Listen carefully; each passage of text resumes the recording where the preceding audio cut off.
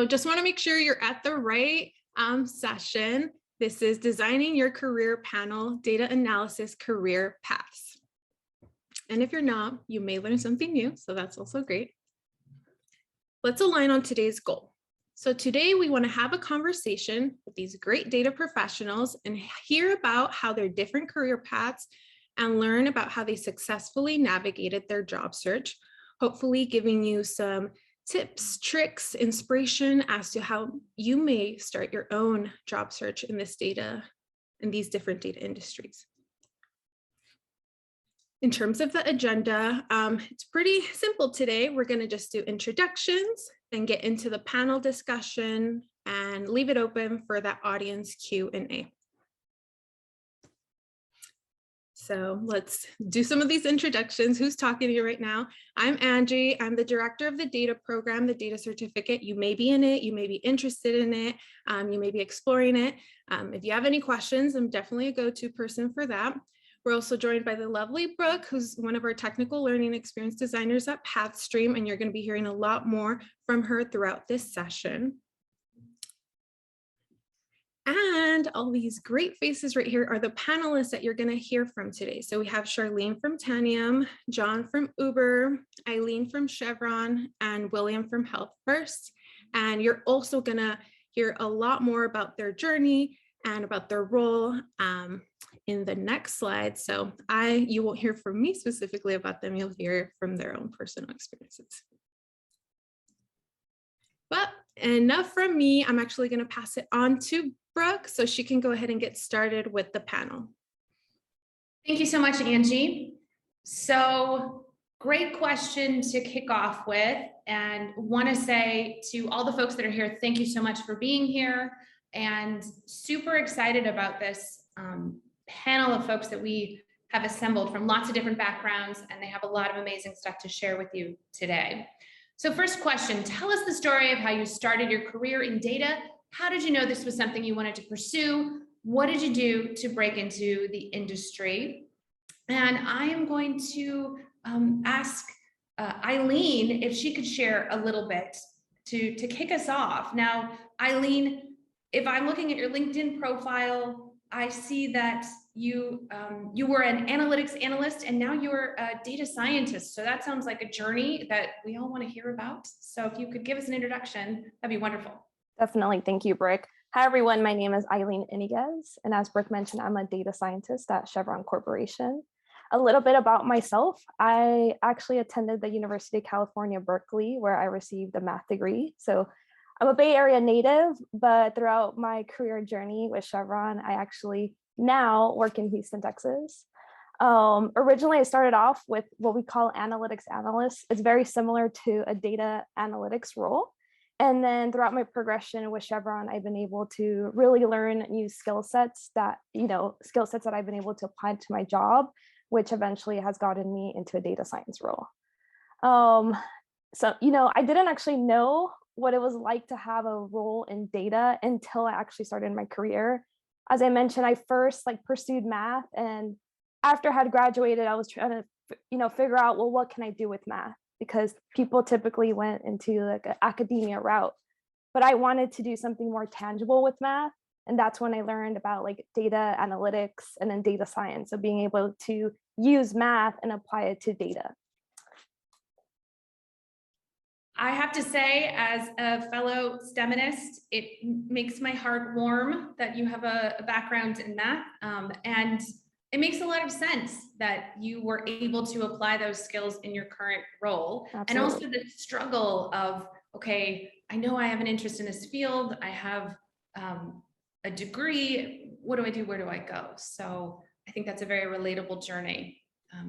Thank you. So to transition, I was thinking we could speak to Charlene next. And I noticed in your background, you have a role as a business analyst and a data analyst, which is interesting. Those are a couple of different roles, but similar and maybe some overlap as well. And you also mentioned that you are curious and meticulous in your LinkedIn profile. And I'm wondering about those things and how that contributes to your success in your current role as an analyst. Awesome. My name is Charlene Etienne. I currently reside in New Jersey. My route into data analytics was kind of non-conventional. I have an undergraduate degree in English literature, so not applicable, I think, in the traditional kind of way. But part of that curiousness and meticulousness kind of comes from that background of always having to do research and writing. And I kind of transitioned that into a data analytics career, and I leveraged those communication skills a lot. Anytime I'm creating a deck or communicating with leadership and trying to understand what their needs are, what they're saying versus what they actually need, I'm leveraging those skills. I started my journey into data analytics by doing a boot camp, actually. And that was kind of like my first kind of like foray into it. And it was, a lot of it was net new. It was exciting, nerve-wracking. I definitely, I think, spent a lot of time wondering what the hell I was doing and why I was doing this to myself. But in the end, it turned out to be worth it. As you mentioned, Brooke, I did have one position as a data analyst, and then I transitioned to business analytics. And partly that was due to the intersection of sales ops in a business org. And I really was interested in being able to leverage those data analytical skills, but to use them to help leadership make business decisions. And so that's what I really love about business analytics. You kind of do the data part, but then you see it through to the end. And so you have those conversations with leadership, you're building out the decks and you're saying, hey, here's what the data is telling you. And this is the direction I think you should go in. And so you're sitting in these really high level meetings, learning a lot of things that are going on in the company. And so it's really, really exciting sitting there. Thank you for sharing. And I definitely want to revisit this theme. You mentioned your background may not have immediately, your degree may not have immediately connected to data, but that your communication skills and things that you bring from that discipline into what you do every day and how it feeds into the business analytics part, et cetera. And I feel like there are a lot of folks that may not have a background that directly maps into a data career, or they don't think they do, but there are lots of transferable skills. So next up, we have John. And John, I noticed that you have music and advertising in your background, which piqued my interest. Now you are a senior data analyst at Uber. And so it would be great if you could also share about your story, your career. Yeah, sure. So the tidbit about music and advertising is actually a nice place to start, because when I was in college, I was studying finance and economics with the hopes of kind of working in finance in New York. I had a summer internship in finance, and just kind of realized that wasn't really how I wanted to spend my life. And I was also financing my own education at the time. And so when I got back to school, I couldn't really justify what I was doing. So I kind of was forced to look for other paths, but I knew I was like, quantitative enough. I'm not a super quantitative person, but quantitative enough to kind of like carry some of the stuff I learned in undergrad into another field. Charlene and I actually went to the same program called Mission U, and that's kind of how I got my start in analytics. And I just felt like it was a way I could apply some of my, basic skills to work in like different industries I wanted to, which were like music and advertising and kind of like more creative fields. So I worked at the Publicist Group for about a year in my first job. Then I moved over to Warner Music Group, where I worked for 2.5 years on the data analytics and BI team. I started at Uber in September. So I've been there for about 6 months now. That's kind of my journey. I really keyed in when you said, I think you said I was quantitative enough. And there was a phrase you used that I was like, yes, I think that's true. People, you have skills that maybe you don't think you have, or, I think a lot of people underestimate their abilities. And so I feel encouraged that we have folks that are talking about, well, maybe data wasn't the most obvious thing to do, but absolutely I was capable of doing it. You just have to, get there. Yeah, and just to put a cherry on that for everyone on the panel, I got a D in calculus in my senior year of high school, and I work on a data science team, and I work with statisticians and math people like all day. And it's not as complicated as it might seem to be from the outside. I really appreciate you sharing that. I think that is the cherry on top and absolutely relatable. There are very few people that say to me, oh, I really loved physics and calculus in high school or college. So I think that's great. Thank you for sharing, John. Our final panelist today is Will, and Will, you have also a very interesting background. One of the things that I saw was an Emma Bowen Foundation. You were an Emma Bowen Foundation Fellow.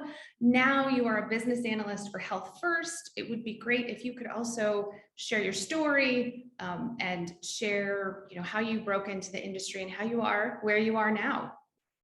Yeah, so thank you for that. Happy to share my story. So I actually was in the Emma Bowen Foundation. That was during college. And I actually interned there for 2 summers. So they focus on minorities kind of breaking into the media space. So that's kind of how I ended up in Spectrum, which is a cable company. And I interned there in the field engineering department and also in corporate social responsibility. And that's kind of how I got to engaging into data. I constantly saw that every department that you're kind of involved in, there's a lot of data, that you're gathering, also a lot of data that you're looking at. And that's how I gauged it. Then once I went into, working full time, I then went into construction. And I enjoyed my time there. I started off as a junior business analyst. I did a lot of reporting and Excel work. And then while I was looking into, what the data analytics field is about, I saw that there was other skills that you needed to have. So I noticed it was Tableau, SQL, Python, whether it's data modeling, all of that, you need to have, certain skill sets that you should have. And then I looked into different programs, found Pathstream, applied to it, got accepted. Then after that, I, went into job searching, and then I ended up in Health First as a business analyst, and everything that I learned, in Pathstream now is extremely applicable to every day of what I'm doing. Well, transparently, I love to hear that what you did in the Pathstream program is definitely applicable and helping you every day. Absolutely. That's definitely our mission, our goal. Some of the things that I heard in your story relate to, how do you get in? There are lots of entry points. Sounds like there were breadcrumbs of data in your early job experiences, but also you really leveraged things like, internships and entry-level positions to get a foothold, to get job experience, to ladder up. So I think there's so much to learn from what you did, your story. And so that said, let's go on to the next question. Was there ever a moment in your career where you faced imposter syndrome? What was that like, and how did you overcome it? And I will say personally that this is something I relate to. I think everyone does at some point feel unsure about their skills as it relates to their job, to their work. Very much, that imposter syndrome kind of speaks for itself. So is there anyone on the panel that wants to weigh in first to talk about a moment when in your career when you felt this? Brooke, I'd like to start us off. Thank you. Yes, so a little bit about myself. I'm a first-generation college graduate. I'm a Latina. I also grew up in a pretty rough neighborhood. So throughout college and throughout my career, I have just always felt like I'm the only one, or that because of my background, I wasn't good enough to do a job. I didn't realize how heavily this was weighing on me until I was progressing in my career. Many times, I think how I've been able to overcome this, or actually still continue, I wouldn't say I completely don't face imposter syndrome, but I realized that, as you mentioned, several people are actually experiencing this. It's quite common. I started utilizing resources on my company. So the one thing about me is I'm not afraid to ask questions and I'm not afraid to ask for help. And a lot of companies actually do offer resources to help people, find a better balance, to find the right support system in order for me to not have this imposter syndrome get in the way of my day-to-day job. So using the company resources was my first step.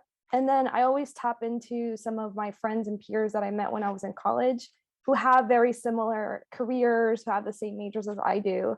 And sometimes it's literally just a quick text of like, man, I can't do this, or this is taking me much longer than my peers. And their quick, text reminds me like, no, I got this. It's okay if it takes a little bit longer. It's okay if it's not perfect. At the end of the day, we were hired because, our employers felt like we're a good fit and we are capable of doing our job. Eileen, I relate to a lot of things you're saying. One is you said, I didn't really realize I felt this. And then at some point there was a realization around that. And it's important, the realization around the fact that other folks are feeling this as well. Yes. And leveraging your network and not being afraid to ask questions, like push that imposter down and go ahead and pursue what you need to be successful. So I feel like that's really, really helpful advice and encouraging. Does anyone else on the panel feel inclined to share anything before we move on to the next question? Yeah, Will. I'll go. So I think everybody at some point, faces like imposter syndrome. I know when I first came into Health First, I was completely new to the healthcare field, and I was working with individuals, that had been there for years. So everyone knows how complicated healthcare is, just being from the outside. And then where you're kind of thrown into healthcare completely new, it's, extremely overwhelming. And then on top of that, I was still figuring out how to use Tableau, how to use SQL, on top of understanding the company databases, where can I find certain data sets. I was the first business analyst in my team. So even though the company, has thousands of employees, I was the first one to come into the team and really understand, how can I leverage my analytics skills to help the department. So I think that was also overwhelming. But I think, like Eileen mentioned, it's a lot about being able to, raise your hand and ask questions and really just leveraging, the connections that you have, whether it's with your manager, your coworkers, your peers, to understand how, where there certain data sets are, any questions that you have since you're just coming on board, as well as I think also, leveraging, your friends that you have and just being, open and transparent with them. If there's somebody else that's in data, reaching out to them, to figure out how you can advance. And also something else that I found was really just asking, your manager, whether it's on your one-on-ones, whether it's weekly, monthly, what are some how can I advance? How can I'm trying to think, but where are my weak points? Where is there room for growth, and where do you think I'm exceeding? That way, you're being open and transparent with, your higher ups about how you can, keep growing in your role and in your career. Again, really great advice, leveraging your network, making sure that you're asking questions. I also heard, Will, you're asking for feedback. You want to make sure that you're on track. If there are places that you can be improving, you're actively pursuing feedback and advice. And these are all really great strategies for dealing with this, for pushing the imposter down. So I feel like we could definitely talk more about this question. In the interest of time, I am going to move on to the next question. What is one thing you wish you knew about breaking into the data industry that you didn't know when you started? So who wants to tackle this first? I'm happy to go first. Thank you, Charlene. You're welcome. It's funny because I was just thinking about this the other day. Stop worrying about what you don't know. because there's a big chance that you'll just learn it on the job. And there will be a lot of people who will be happy to teach you. Going in, I thought I had to know everything about everything. And what I didn't know, I didn't know. So I didn't know to ask. And once I got over that and I started asking questions, I found that people were really, really happy to be like, oh, you're interested in this. Let's have a lunch date and I'll sit and talk with you. Do you want me to add you to this meeting? Yeah, sure, come. You could just listen in and you'll learn and you'll absorb what we're talking about. And I was just like, oh, this is, yeah, I think this is a better approach as opposed to dealing with this insane amount of anxiety, thinking that someone's going to ask me this insanely hard question and I'm just going to end up looking like a fool because I should have known this thing that I did not know. So I would say the one thing is just, you'll learn it on the job. I think that's great and universally applicable. You don't know what you don't know. So you can't have anxiety about it. You just have to be honest with yourself and do your best and reach out to folks because they want to help you. They want you to succeed. Anything else? John? Yeah, I would just second what Charlene said, especially when you're getting started, because the expectation of the company that's hiring you, if you're getting started, is that you're pretty new. And, we've talked a little bit about here about like fit.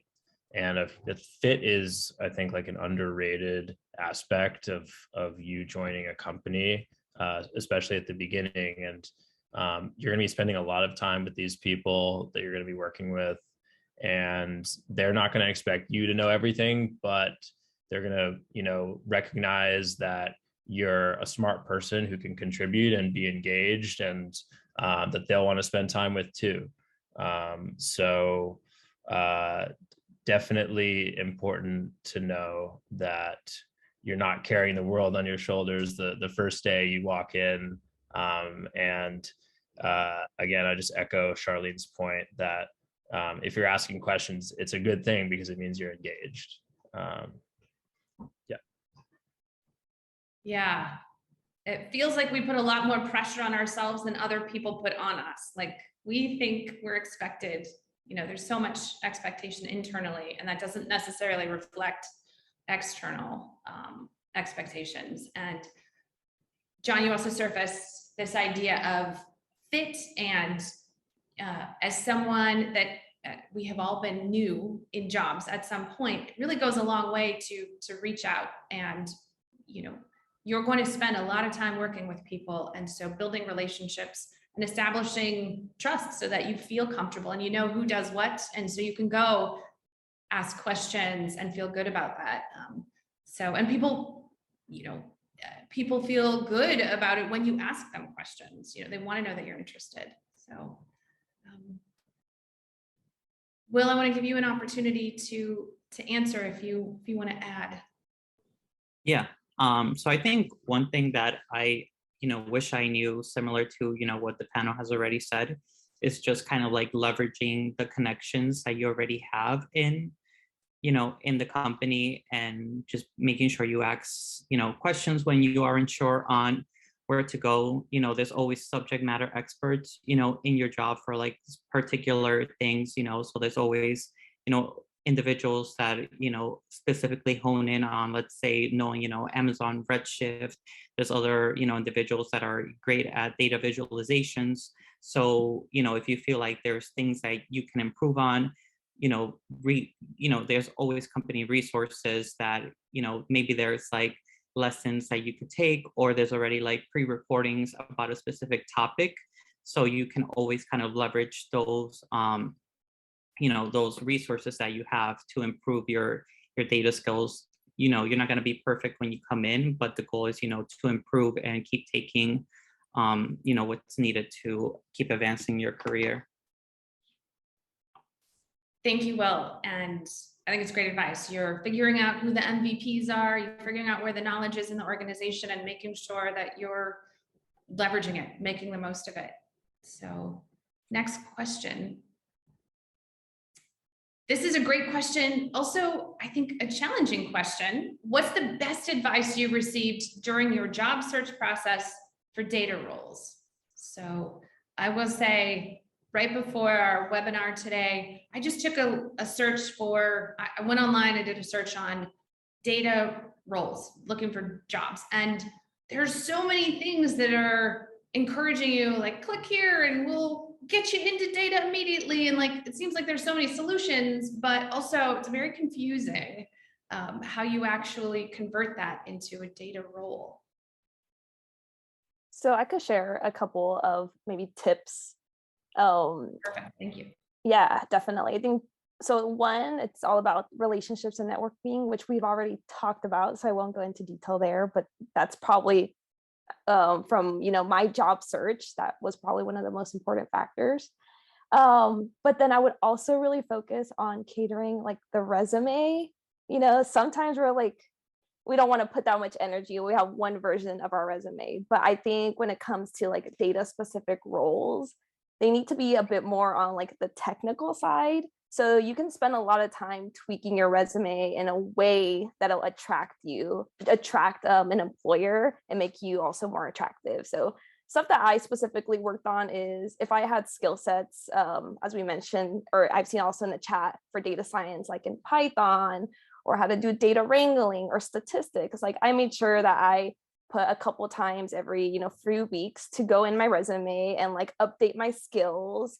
Or if in LinkedIn I passed one of the tests, I would add that onto my resume. So just making sure that it was really tailored for the types of roles. Because I think if your resume isn't fit for the job application process, then it's going to get easily denied. And that takes time. Like building your resume is really hard. I just want to put that out there. Eileen, I appreciate the transparency. Building your resume is hard, but it sounds like you were persistent and also revisiting it regularly. So you get into the habit of making sure you're keeping it up to date, and you really are tailoring it for, you're not just having one blanket resume, because that's not really going to work for these types of roles. John? Yeah, I would add to that also that like data analyst means something different like at almost every company. So it's important to understand, like, first, I guess what you'd ideally want to do, and then which data analyst roles or business analyst or data scientist, whatever you might be interested in, what you're applying for is applicable. What you're looking for is applicable for those particular roles, and then forming your resume around it. And then beyond that, the like least fun answer, but like the most valuable thing that I've experienced and learned through my process of like interviewing for multiple new jobs is just, you gotta have conversations and interview for anything, because it's really about like honing in on your story, being able to identify specific things you learned or projects you worked on or work experiences, and how to kind of like give this compelling narrative about like what you've done and how it applies to what you're looking for. And you really only get that if someone's putting you on the spot and you need to like come up with something to say. And you'll discover things about yourself and about your experiences that you kind of like never really anticipated. But I've definitely had the most valuable experiences in my job process, most of which were ultimately unsuccessful, but were like vital to me getting like the roles that I wanted. Like when I was interviewing for jobs, I interviewed for jobs for like 4 months last year before I got my role at Uber. But I probably had it took me interviewing for like, I don't know, 70 companies or something in order for me to like get the multiple rounds of Uber interviews. And just like, it was like, I didn't have to think about it. It was just like, I'd done it so many times that, I just felt really comfortable with like my story and what I could bring to the table and how to sell it too. I think many people overlook the fact that interviewing is definitely a skill and requires practice. So thank you for sharing that. It is important. It is sort of daunting. And I appreciate also you sharing that it is great advice, but not fun advice. It's true. It requires persistence, and you're going to go through a lot of interviews, but it paid off. And that's what you have to keep in mind. So Charlene, I saw that you also were nodding, and was there something you wanted to add? Oh, I did want to just piggyback off what Eileen and John said. it's a combination of those things, but I also find like I'm a terrible networker, and I'm awful at keeping in touch with people. So you might not hear from me for like 2 years, and suddenly I'm like, I feel awkward going, hi, you work at this company that I'm interested in, wanna like refer me? So I found that part of it is, yes, definitely, level up your networking skills if you're horrible at them, like I am, but also learn to use what works for you. A great tip that I learned while at Mission U was reaching out to people on LinkedIn, like just cold reaching out to them and saying, hey, you work at this company and your job looks super interesting. Can we like just set up a call quickly, 15 minutes, so I can talk to you about it? And I actually did that when I was thinking about going back to school to get my master's. And I looked at everyone who graduated and I was like, hey, what was this program like? And it helped me make my decision. And doing that, I've gotten positions through recruiters, through networking, and through referrals from coworkers. And so it's a combination of them. Not one singular thing is going to work for you. So just try everything until something sticks and you find the thing that's most comfortable for you and that you find you get the most success with. But I'd also like to say, when you look at job criteria, I definitely did this in the beginning. You think that if they have 10, you have to meet all 10 of these points. No, you don't.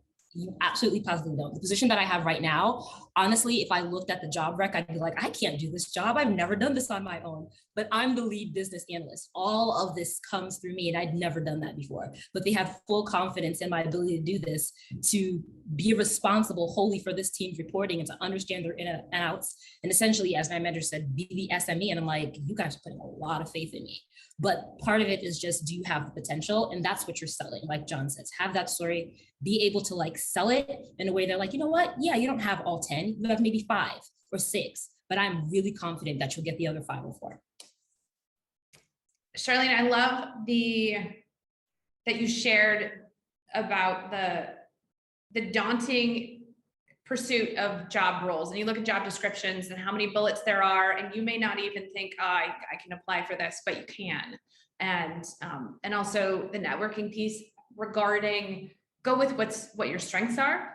I think that networking does feel daunting for a lot of people. So figure out what feels authentic to you and what's a good fit for you. Why would you do something that's not your strength? So figure out what your strengths are and like leverage those things. That's really helpful. Thank you. So in the interest of time, go ahead and move on to the next question. What advice do you have for prospective and current Pathstream students considering a career in data or starting one for the first time? So I'm going to ask Will if you can kick us off on this question, please. Yeah, so happy to do that. So, I mean, I was, previously a Pathstream student. I took the data analytics course. And I think something that an advice that I really have is, really take this program, seriously. And I worked with Angie while going through, the job hunt. And I've had 2 binders just full of notes about everything that I learned. And even till now, 6-7 months later, I'm still, sometimes every here and there I go back and just reference it just to keep certain things fresh in my mind.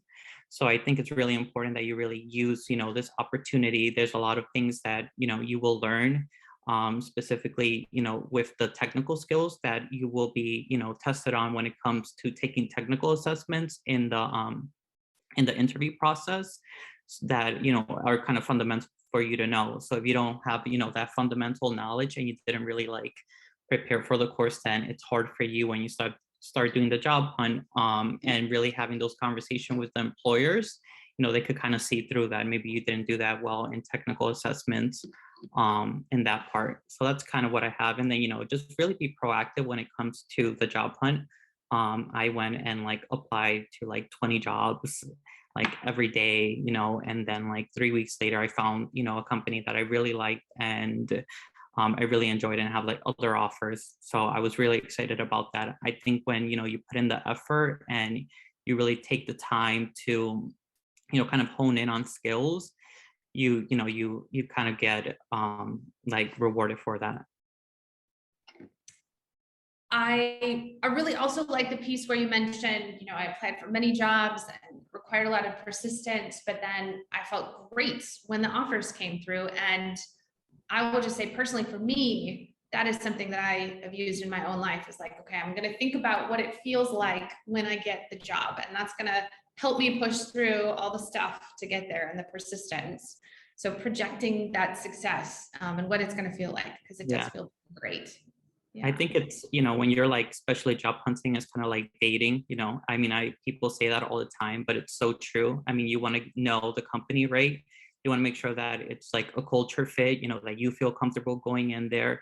And, same way, they want to make sure that you're like the right applicant for the job. So I think if you leave, a good impression and, they feel confident with the technical skills, then, you're good to go. Absolutely. Yeah, very important. Great analogy to dating. Can be great, but also it's work. So I want to make space for anybody on the panel that has anything else they want to share, while I remind our audience that we're going to move into Q&A. So find that Q&A button and add something. If you haven't had a chance to ask your question yet, make sure we get it in there so we can get all your questions answered. Anything else from the panel before we move on? All right, so let's go ahead and move on. Great. So that was a lot of amazing information. And like Brooke mentioned, we're not done yet, but really quickly wanted to just mention that if you are interested in taking this next step in your career, you can sign up for one of our programs. So we have digital marketing, data analytics, which is probably the most relevant to this session, Salesforce administration and project management. Or you can schedule a free consultation with an enrollment advisor by emailing the email on the screen. So either visiting pathstream.com/programs, check out the programs that I just listed, or emailing our enrollments team. And we also have upcoming career workshops. So if you really like this setup and you'd like to really take in all this kind of career information you're getting, the dates on the screen are the different career workshops that are coming up through Pathstream. And these are the different topics we have. So on March 9th, we have the Tell Me About Yourself workshops. If that's something you're interested in, that kind of elevator pitch, the dreaded elevator pitch, definitely recommend that you come to that career workshop. But now is the time to do the audience Q&A. So we would love if you can just post any questions you may have in the Q&A portion. So we're gonna give a minute or so for you to, brainstorm those questions. We have a lot of great people on this panel, so definitely take advantage of that right now. And then we're gonna ask the people on the panel to answer them. And I already have some that you may have noticed that are noted to answer live, but definitely if they start coming up for you, we're gonna dedicate the next couple minutes to answering all of these questions. So I'm gonna leave a couple seconds for that now. And actually, I think we can go ahead and get started with one of the first questions. So two questions came in that I believe are semi-similar, but it's how do you leverage your skills when you have no work experience in data? And then another one that was pretty similar was, how do you get over the hurdle of getting your first job with 0 years of related experience and an unrelated degree, but with a data certificate? So essentially, how do you transition into, data with not the relevant experience? So who wants to kick us off? I can start. I definitely relate to the second question. I mean, I kind of got my start in my career working in the advertising industry. And I didn't really have that much professional experience prior to that either, just like a little bit of technical skills. But the best thing for me was doing an internship. And it wasn't necessarily because it made me like ready to like crush the job on the first day, but it kind of just showed that I was like committed to like that industry, that career path. And it gave me a couple of relationships at the company that I was interning at, which ended up helping me like get my first role and made the hiring manager comfortable with me, and the other people I was interviewing with at the company comfortable with me. And that's, so I would say like that I definitely downplayed the importance of the internship going into like the start of my career. It ended up being like kind of what got me into the, like how I got here, and that was like 4 years ago. So That's really great advice, John. I think that kind of like transitionary role, a lot of people don't think about like how important that can be to really kickstart how you mentioned, but definitely I've heard about internships, externships, apprenticeships, all of the ships, being really helpful for like landing the more permanent type of role in the industry someone wants to be in.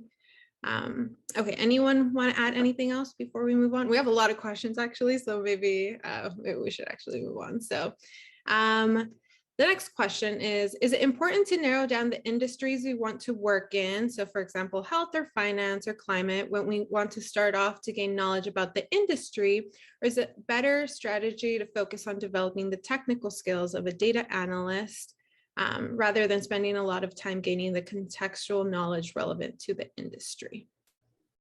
This one actually really speaks to me, because while I was at Mission U, I was dead set on working for a nonprofit, and I interviewed with multiple nonprofits, and I either got to the technical exercise piece and they're like, this is great, and then I never got a call back. And so eventually it was kind of like, this is not going to work for me. And so I just kind of opened my mind to working in other industries. And it's kind of how I fell into like working with like tech and data warehousing and stuff like that. And my first role was at Snowflake. And I was like, I don't know anything about data warehousing or anything like this. But then I discovered sales operations. I didn't even know a department like sales ops existed in a business org. And I fell in love with it.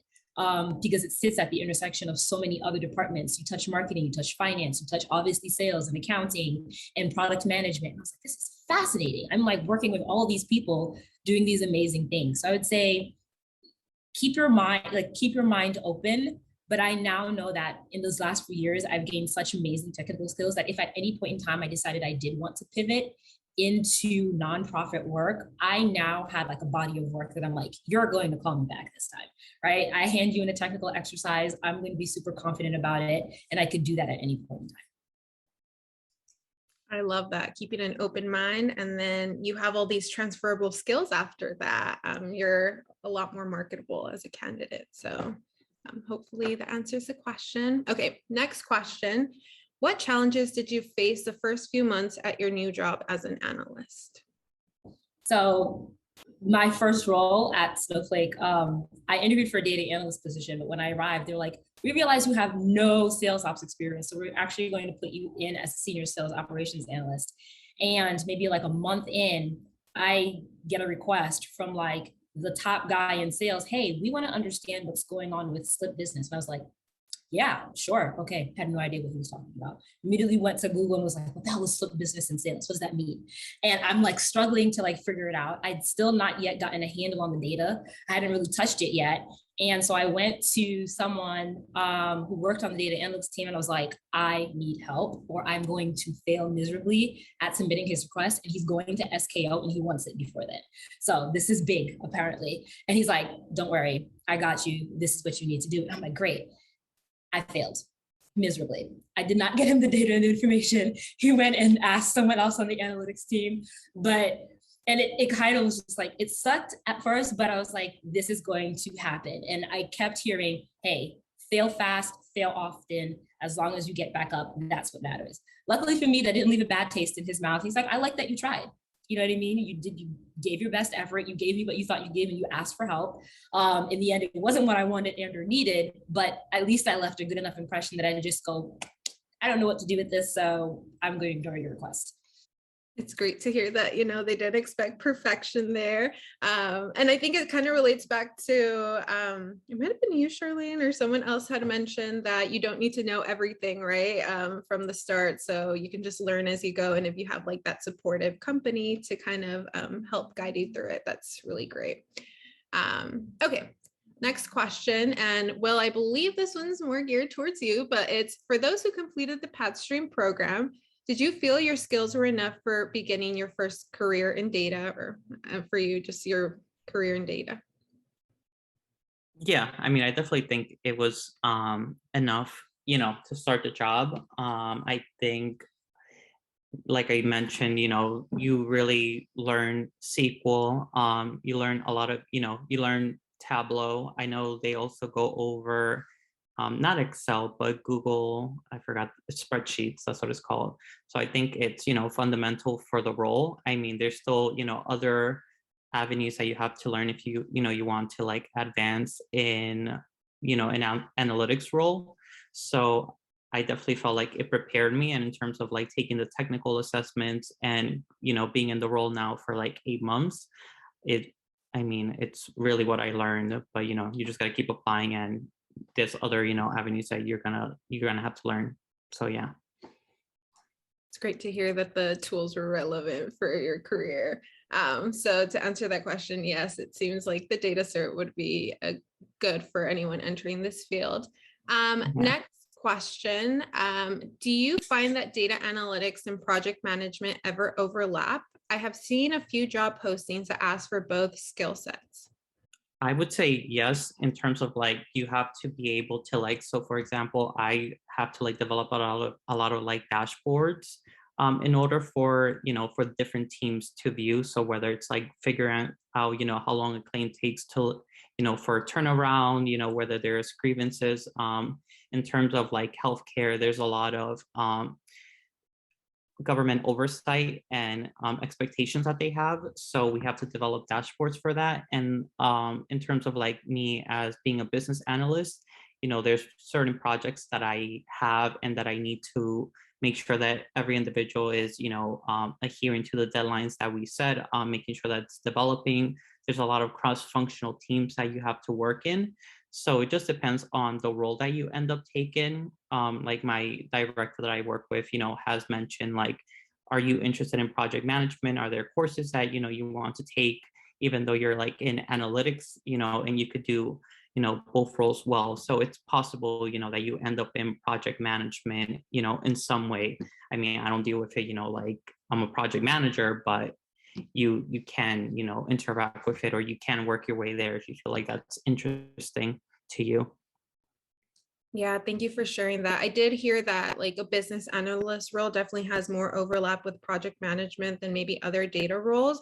But again, like data roles definitely vary per company and like the responsibilities. We can wear lots of hats essentially. Okay, next question. Is it good to apply to the same company multiple times? So I would say usually one. Well, depends on the timeline. If you're early in your career, maybe usually once is appropriate, unless they're very like different types of business functions per se. So like at Chevron, we're such a global company, right? We're huge. So maybe you doing data science in like one region is very different than you doing data science in a different region, maybe North America or like Asia Pacific, right? So maybe that's usually like more appropriate. Or if you want to wait a couple of years, like you haven't heard back, then obviously reapplying is fine. But if it were within like a couple year time frame, I think I wouldn't apply multiple times. But maybe some of my other panelists differ on that opinion. I think I mean I had like a few friends that like have worked at like big fours, and like I have reached out to them about applying to like a role there, and they said like the maximum you can apply is like 5 roles at any given time. So like I definitely wouldn't apply like several times, or like just don't apply to like every job that's it's open, making sure that if you apply to 1 or 2 jobs that are you know applicable to you, then you could definitely apply to those roles, but don't go and apply all over the board. I also had like other friends like through Emma Bowen in a foundation where they applied, I think it was like Bank of America, and they constantly kept applying, like obviously not to every job, but they would apply once, they got rejected, then they applied the second time, they got rejected, then they applied a third time, like to a different role. they got rejected, and then on their fourth time, they actually got accepted to the role. So I think, if it just depends on how the interview goes, I feel like you can apply, but, just don't apply like across the board to every job. It just depends. Yeah, that's great advice. I've also heard that certain companies kind of cap you on like the actual wherever you're applying. So just be careful with that there's a limit sometimes on how many times you can apply, I think per year. So just keep that in mind. Okay, I think we only have time for a couple more questions. So there are 3 questions that kind of have a similar theme around what if you're further along in your career, or like a little bit older, or anything like that. Like, how can you suggest getting into this career, or are you wasting your time kind of starting the certificate or anything like that? And I'll give time for people to kind of think about this, but something I can kind of comment on based on experience I've had working with past alum who have been in similar experiences like this is that no, we've definitely have people from all backgrounds, all age ranges who have transitioned from very similar experiences like this, who have completely shifted careers at very different points of their life. Maybe they've been let go, or maybe they're just like unhappy in their current position. And if you're interested in hearing their story or talking to them, we have a Pathstream blog where we have success stories, and we can definitely share that with you so that you can kind of hear a little bit about some of our data students in those positions. You can also connect with them on LinkedIn if you do a little creeping on them. But yeah, so definitely not. I think a lot of these data skills also are very transferable to not just like data analyst roles, but other roles. Data is so prevalent these days that even if you're in like project management, operations, whatever it may be, like people are working with data these days. So even if you don't want to become a data analyst per se, you taking this kind of certificate could still be super helpful. But wanted to open it up to see if anyone else wanted to add any comments to that. Yeah, when I was doing my when I was at Mission U, there was someone in my cohort that was in his, I guess, early 40s, who was, in like I said, in my cohort, and he got his internship at the time. I guess he was like 41 or 42, and he was an analytics intern. And since then, he's still working in the space. I think he's like a lead BI analyst now. So, my initial thought on this was that it might not be advised, but then I thought about that example of my friend who actually did it himself, and it's definitely possible. And there's a lot, there's a surplus of jobs in this space, and companies are looking for people who have the skills and are excited about working at these companies. So age is just a number in that case. Great, thanks. Oh, go ahead. I just wanted to say, as someone who was older when I joined Mission U, I was in my early 30s. Don't be afraid to pivot. If where you are right now no longer serves you and it does not make you happy, the worst thing you can do is to continue to spend time and energy in that space. So pivot. No one is going to ask you how old you are. I was an intern in my 30s. Everyone on my team right now is younger than me. My manager is younger than me. When I interviewed, they didn't ask my age. They asked me what I could do. So if you're unhappy, if you're in your 30s, 40s, 50s, doesn't matter, do it. Love that advice. And okay, last question, because I know we're like running out of time, but this is also a combination of a couple questions, and also one's kind of directed towards you, Will. But when did you feel confident enough in your technical skills to begin your first data role, or when did you feel comfortable enough to start applying or confident, or would you suggest actually starting in this field? So anyone want to get started with that? I guess I'll go since you mentioned it. I don't think I trying to think how to phrase it, but when you're interviewing, right? The objective is that you're going to go into the interview and you're going to at times crash and burn.